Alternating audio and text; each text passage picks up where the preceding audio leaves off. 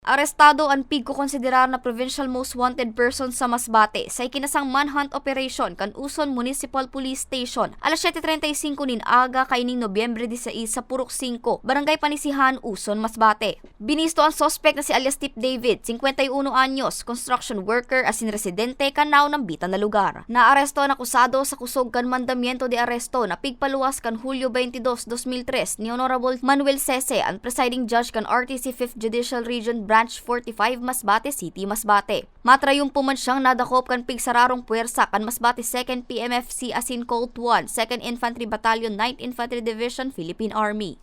Ngayon ma'am, nasa kustodiya po siya ng Poson in PS and will subsequently return to the court of origin dito po sa Masbate City.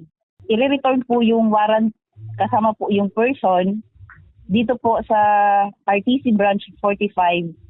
Maghihintay po nung order of commitment para po mai-commit na po siya kung saan na jail DJNP Sa presente, nasa kustodiya pa kan Uson MPS ang sospek asin nahampang sa kasong frustrated murder na iguang rekomendadong piyansa na 200,000 pesos. Para sa mga baretang Tatak Bicol, Angeline Dagta.